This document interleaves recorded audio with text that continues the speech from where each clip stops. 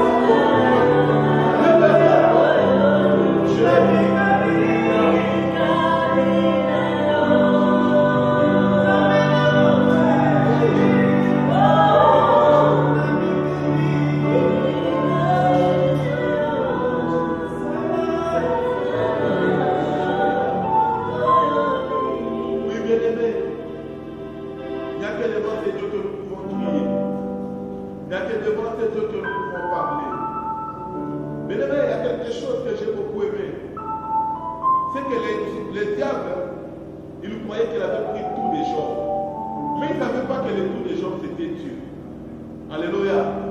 Il croyait qu'en prenant les biens des gens, c'est fini, Job va chuter, il va mourir. Il croyait qu'en prenant les enfants des gens, c'est fini pour Job. Il croyait qu'en prenant toute la richesse des gens, il avait détruit la vie des gens. Mais il y a une chose que j'ai aimée, c'est qu'il y avait encore Dieu. Le Dieu, Job d'Adam.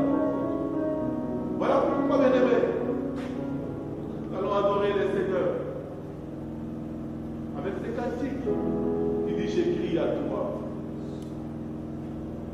Bien aimé, on crie à Dieu, pas seulement pour demander.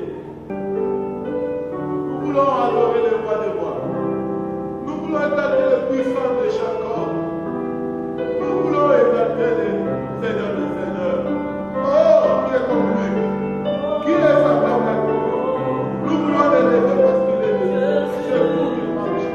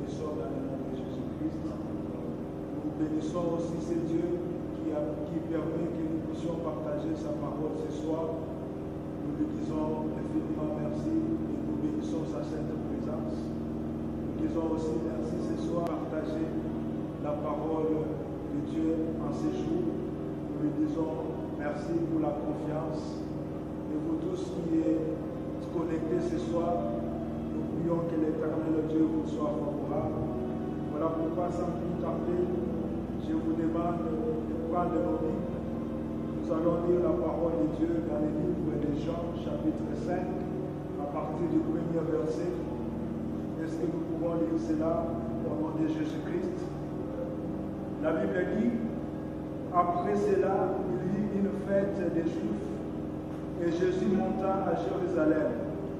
Or, à Jérusalem, près de la porte des brebis, il y a une piscine qui s'appelle en hébreu Bethesda et qui a 5 portiques.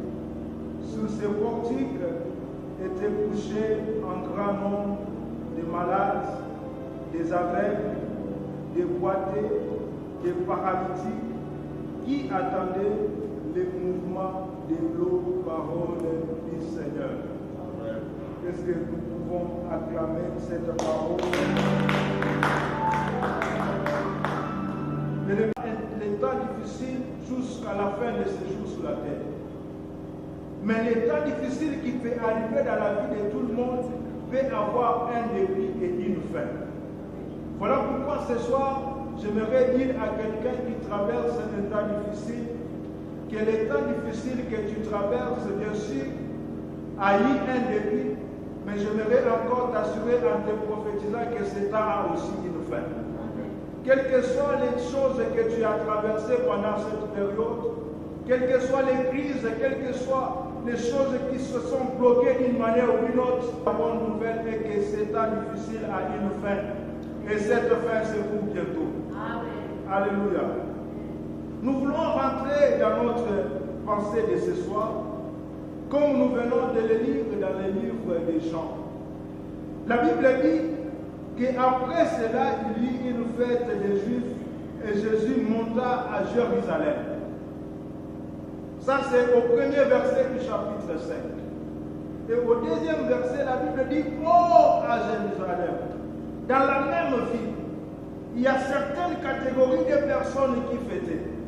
Il y a des Juifs qui étaient dans la jouissance, c'est-à-dire ils étaient hormis du temps difficile. Et ne traversaient pas un temps difficile. Ils étaient dans la fête. Ils étaient dans un bon moment. Ils voulaient rejoindre les gens qui fêtaient. Alors regardez ce qui arrive tout autour de cette histoire. Pendant que Jésus monte pour rejoindre les Juifs qui fêtaient, la Bible dit qu'à Jérusalem, là où il y avait la fête, près de la porte, sur cette piscine, la Bible dit qu'il y avait aussi d'autres personnes qui ne fêtaient pas. D'autres personnes qui n'étaient pas en jouissance.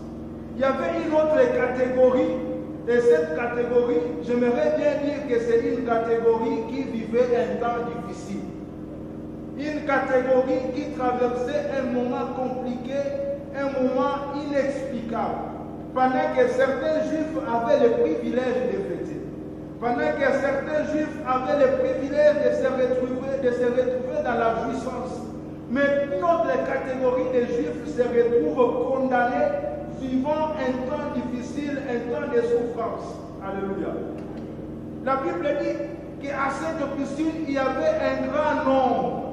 Et on spécifie le nombre de personnes qu'on rencontrait sur cette piscine. La Bible dit que la première catégorie, il y avait des malades. La deuxième catégorie, il y avait les aveugles. Troisième catégorie, il y avait les boiteux. Et la quatrième catégorie, il y avait les paralytiques. Alléluia. Alors ce soir, comme nous parlons des hommes, voilà pourquoi j'aimerais attirer encore ton attention, toi qui nous suis de quelque part, de bien écouter ce que nous voulons dire ce soir. Nous voulons donner ce soir quelques éléments ou les choses qui font à ce qu'on vive un temps difficile pour Roger. C'est-à-dire un temps difficile qui peut faire qu'on reste longtemps dans un temps difficile. Alléluia. Qu'est-ce qui peut faire que tu restes longtemps cloué dans cette situation? Que tu restes longtemps cloué dans cette maladie? Que tu restes longtemps cloué dans ce blocage, dans cette période qui t'a longtemps maintenu dans la souffrance? C'est par rapport à cela que nous allons partager ce soir. Alléluia. Là, je disais qu'à la piscine de Bethesda, on rencontre plusieurs personnes. On rencontre cette personne en train de faire les choses qui ne vont pas amener un bénéfice à sa vie. En train de faire les choses qui ne vont pas amener une joie dans sa vie. Cette personne, c'est la personne que nous appelons malade. Une personne qui ne sait pas faire qui ne sait pas faire les choses qui doivent l'en sortir de son temps difficile.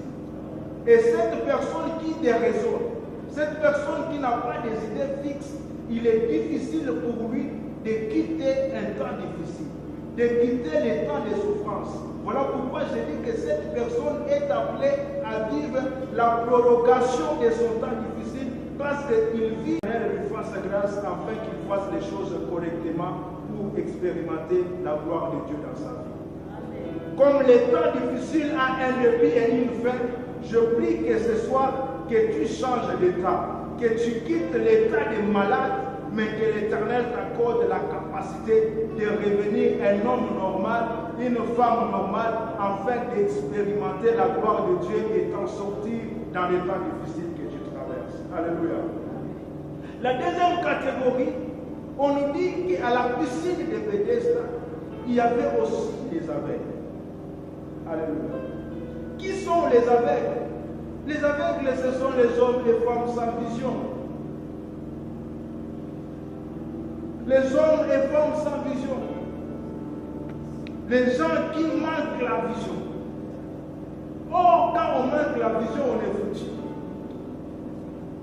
Il est difficile qu'on puisse s'en sortir dans un temps difficile, dans une souffrance quelconque, si on n'a pas la vision. Oui, les temps difficiles peuvent arriver à tout le monde, mais il faut qu'on ait une vision qui peut nous amener à nous orienter afin de sortir de son temps difficile. Il est malheureux de trouver un homme ou une femme qui traverse un temps difficile, mais qui manque la vision. Quand on manque la vision de sa vie, la vision de son mariage, la vision de son ministère, quand les temps difficiles nous rencontrent, ça sera difficile que nous puissions décanter la situation de ces temps difficiles. Beaucoup de gens continuent à souffrir aujourd'hui. Beaucoup de gens continuent à traverser les moments compliqués dans leur travail, dans leur ménage, dans leur business, parce qu'ils ont manqué la vision de ce qu'il faut. Quand on est avec, on ne sait pas voir. Quand on est avec, on ne sait pas appréhender les choses au loin. On est borné. Il y a des hommes et femmes qui sont bornés aujourd'hui. Ils ne savent pas s'en sortir dans n'importe quelle situation qui leur arrive. Pourquoi? Parce qu'au dès le départ, ils ont manqué un rêve, ils ont manqué une vision. Non, je prie ce soir que Dieu accorde une vision à quelqu'un. Que Dieu t'accorde la vision de partout où tu nous suis. Oui, les temps difficiles peuvent arriver. Comme je disais que la question du temps difficile, c'est une question qui peut atteindre tout le monde. Mais quand les temps difficiles arrivent, je prie que les temps difficiles rencontrent ta vision. Parce que quand les temps difficiles vont rencontrer ta vision, oh mon frère, ma soeur, ça sera facile pour toi de te payer encore une autre brèche. Parce que la vision, quels que soient les cas, quelles que soient les embuscades, quels que soient les blocages, quand on a une vision, il est possible qu'on puisse s'en sortir. Il est possible qu'on puisse faire quelque chose. Le travail peut finir parce que tu espérais à un salaire mensuel. Mais il faut se poser la question que si les salaires mensuels finissent, que ferais-je? Mais si on a la vision, quels que soient les salaires mensuels qu'on a, si on a la vision de son mariage, quels que soient les problèmes qui peuvent arriver, quelles que soient les circonstances qui peuvent nous croiser dans ces domaines-là, mais la vision peut faire à ce que les choses qui nous arrivent ne puissent pas nous maintenir longtemps, mais que nous puissions encore aller plus loin. Voilà pourquoi je disais que la plupart des gens qui vivent un temps difficile prolongé, un temps difficile qui ne s'arrête pas, depuis que tu as commencé à souffrir, depuis que tu as commencé à faire les pertes dans les affaires, depuis que tu as commencé à faire les pertes dans les business, depuis que tu as commencé à échouer dans les études, tu es entré même dans le mariage, tu vois que ton mariage est en train d'être échoué. Pourquoi ce mariage échoue? Pourquoi ce business échoue? Parce que dès le départ, tu as embrassé un domaine sans vision. Tu as embrassé un domaine tout en étant aveugle. Voilà pourquoi j'étais en train de prier ce soir. Toi qui as déjà embrassé un domaine, toi qui as déjà embrassé quelque chose afin de t'en sortir, mais tu n'as pas commencé cela avec une vision précise. Je prie ce soir que l'Éternel Dieu t'accorde une bonne vision afin que tu ailles loin. Alléluia. Il est difficile de faire de grandes choses sans vision. Voilà pourquoi à la piscine de Bethesda, on a trouvé des aveugles, des hommes sans vision. Toi qui me suis, tu as besoin de la vision. Dans n'importe quel domaine où tu te retrouves, il faut avoir une vision. Parce que la question du temps difficile, si ça ne nous rattrape pas aujourd'hui, peut-être demain. Voilà pourquoi j'étais en train de dire, nous devons avoir une bonne vision afin de s'en sortir dans les temps difficiles. Pour que les temps difficiles ne soient pas une prolongation, mais que les temps difficiles aient un début et une fin, parce que nous avons une vision et que cette vision doit faire assez que nous puissions s'en sortir dans les jours à venir. Alléluia. J'aimerais toucher encore un autre point qui fait assez que nous puissions vivre un temps difficile pour Roger. Et le troisième point, c'est le manque de la précision des visions. Alléluia. À la piscine de Bethesda, il y avait les malades, les aveugles, et la Bible dit qu'il y avait aussi les boiteux. Les boiteux, ce sont ces hommes qui ont une vision, mais une vision qui boite. Tu peux avoir une vision, bien sûr, mais si ta vision n'a pas une précision, si ta vision est en train de boiter, tu ne feras pas grand-chose. Voilà pourquoi tu peux avoir une vision.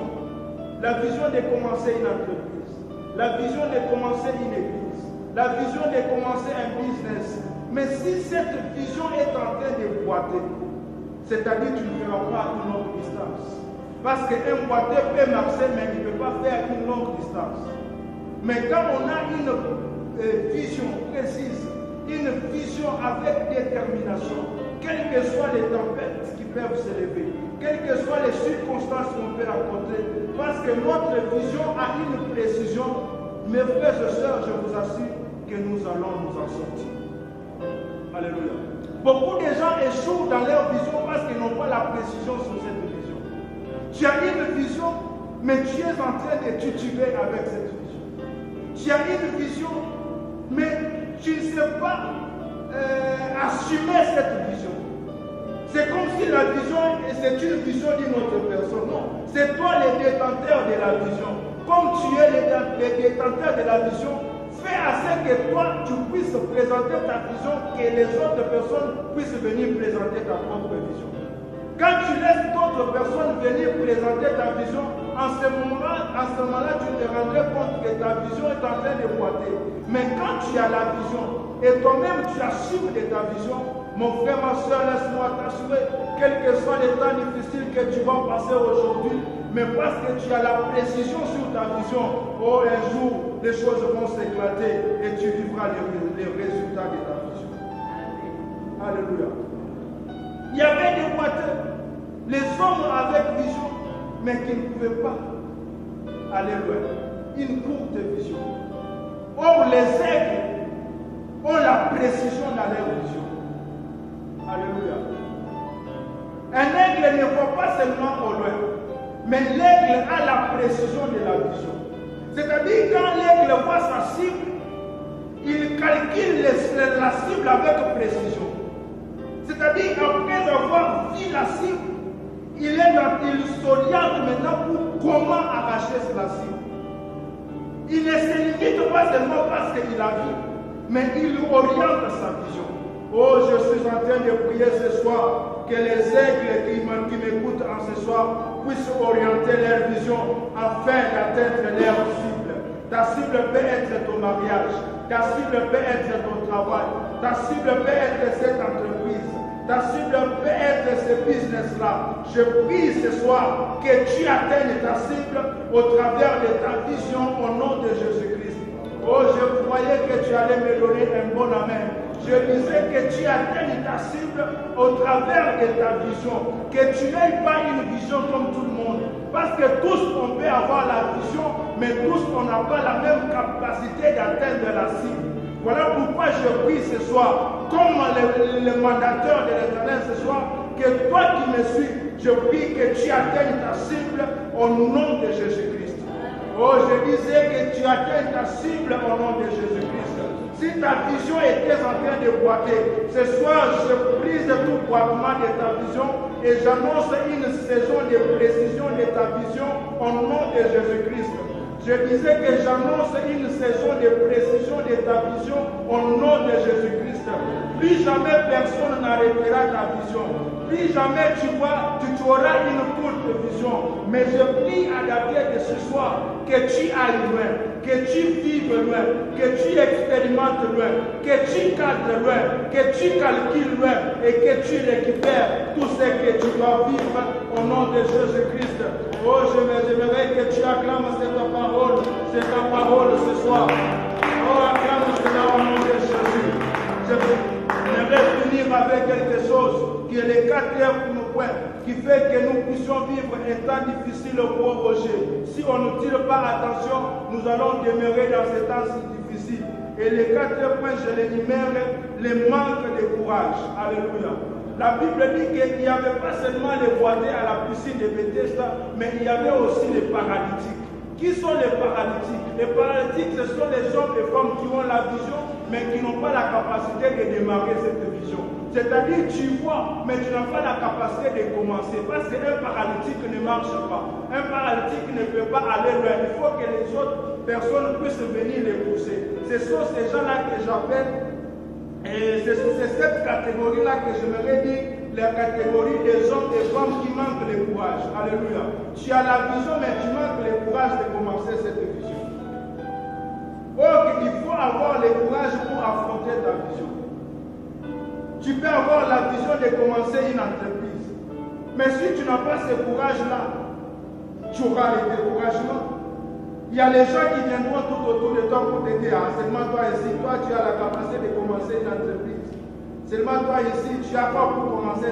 Ce sont les aventures. Mais encourager, quelles que soient les paroles des autres, quel que soit ce que son entourage est en train de parler, tant qu'on a la vision, on ne cède pas. Encourager ne cède pas aux intimidations. Mais encourager, tant qu'il a la vision, il affronte sa vision jusqu'à ce qu'il voie les résultats de sa vision. Le courage, c'est quelque chose qui est inné. On n'a pas besoin qu'on puisse prier pour avoir le courage, mais le courage, c'est l'homme lui-même qui doit s'assumer de cela. Voilà pourquoi même quand Dieu parle à Josué, il dit à Josué qui était le serviteur de son serviteur, il dit à Josué que je ne te donne pas le courage, mais il dit à Josué que prends courage. J'aimerais dire à quelqu'un ce soir, tu as une vision, je prie que tu aies aussi le courage afin que tu vives les réalités de ta vision. Alléluia. Le problème n'est pas d'avoir la vision, mais le problème, il faut avoir le courage de cette vision. Tu as une vision, peut-être d'entrer dans le mariage. Mais si tu n'as pas ce courage-là, tu vas rester avec les rêves, mais sans expérimenter les réalités des choses. Non, je suis en train de prier ce soir, de partout où vous nous suivez, que Dieu vous donne ces capacités-là de vous assumer vous-même au travers de vos visions. Du moins que tu n'aies pas une vision. Mais si tu as une vision, toi qui me suis ce soir, oh, que personne ne te décourage. Quelles que soient les intimidations des hommes, tant que Joseph a une vision, tant que Joseph continue à rêver, quelles que soient les paroles, quels que soient les complots de ses frères, Joseph finira par triompher. Je dis à un Joseph ce soir, quelles que soient les embuscades que tu rencontreras, quel que soit Potiphar que tu rencontreras, quelle que soit la femme de Potiphar que tu rencontreras, quelle que soit même la prison dans laquelle tu te retrouveras un jour, mais parce que tu as la vision, parce que tu as les rêves, laisse-moi t'assurer que ta vision finira par s'accomplir. Ta vision finira par être un accomplissement un jour. Voilà pourquoi ne cède pas aux intimidations des hommes. Ne cède pas aux paroles décourageantes des hommes. Mais j'aimerais que tu tiennes fort, que tu tiennes bon, que tu tiennes bon, que tu aies du courage. Je disais que parmi les choses qui bloquent les gens dans les temps difficiles pour Roger, c'est le manque de courage. Beaucoup de gens ont des visions. Il y a des étudiants à l'université qui ont des rêves, qui ont des visions. Mais parce qu'un jour, ils ont rencontré un homme qui a dit à toi seulement ce que tu as fait ici et ce que tu veux faire là. Tu vois que ce sont des aventures que tu veux commencer. Et la personne peut se décourager comme ça. Non, toi qui me suis, que tu sois vieux, que tu sois jeune, que personne ne t'intimide à ta vision. Quels que soient les obstacles que tu rencontreras, parce que chaque vision rencontre toujours les obstacles. Il n'y a pas une vision sans obstacle. Il y a ceux-là qui vont te soutenir et il y a ceux-là qui vont te décourager. Alors j'aimerais que tu t'allies même à des personnes qui t'encouragent en disant que ça ira et de faire semblant aux 15, aux 20, aux 50, aux 100 personnes qui te disent que tu es moindre, tu ne peux pas, tu ne peux jamais. Je prie ce soir que Dieu puisse confondre ceux qui t'ont découragé ou ceux qui te découragent et les deux ou les trois qui t'ont encouragé, que tu avances avec eux et que votre vision puisse vous amener dans les exploits au nom de Jésus-Christ. J'étais en train de dire qu'il y a les hommes qui vivent dans les temps difficiles pour Roger. Et parmi les choses qui font à ce qu'on vive les temps difficiles pour Roger ou en continu, c'est quand on est malade. En d'autres termes, quand on est fou, quand on déraisonne, quand on fait le contraire de ce qui était mieux à faire. Ou encore quand on manque la vision. Mes frères et sœurs, ayons la vision de tout ce qu'on veut faire. Ne commençons pas les choses sans vision. Ne commence pas quelque chose sans vision. Tu vas finir dans un trou. Tu vas finir dans un bruit. Tu ne vas pas t'en sortir. La troisième des choses, on peut avoir une vision qui pointe. Alors nous devons avoir la précision dans notre vision. Et la quatrième des choses est que malgré la vision, nous devons avoir aussi le courage. C'est le courage qui fait les grands. C'est le courage qui fait les héros. C'est le courage qui fait les hommes puissants. Il n'y a pas des hommes puissants sans le courage. Il n'y a pas de femmes puissantes sans le courage. Parce que le monde dans lequel nous vivons, c'est le monde où les plus forts dominent sur les petits. C'est le monde où les petits sont dominés. Voilà pourquoi, pour t'en sortir, tu as besoin du courage. Quel que soit le milieu où tu es, quel que soit ton origine, quel que soit ton village natal, le problème n'est pas d'être villageois ou de vivre en ville, mais le problème c'est d'avoir une vision et avoir aussi le courage.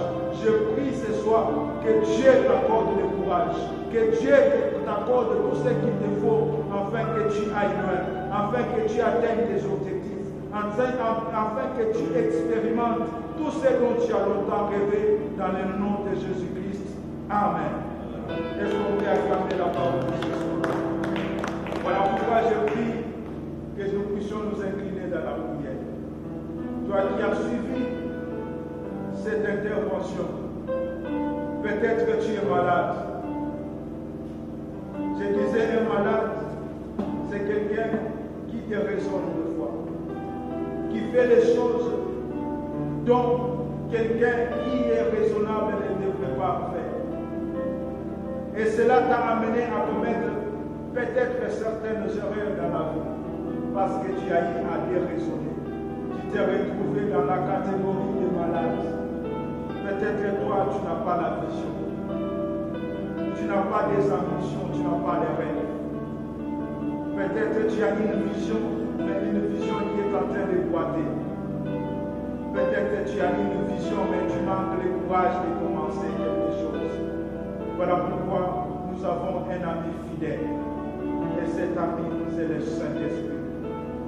Pendant que les paralytiques disaient, je n'ai personne pour me jeter dans l'eau, il avait oublié que dans sa présence, il y avait un homme qui était plus que la piscine de Bethesda. Il ignorait que dans sa présence, il y avait un homme qui était plus que l'ange qui descendait dans la piscine. Et cet homme était Jésus-Christ de Nazareth. Jésus n'a jamais échoué. Jésus n'a jamais raté la mission. Voilà pourquoi ce soir, j'aimerais que tu puisses désirer sa présence.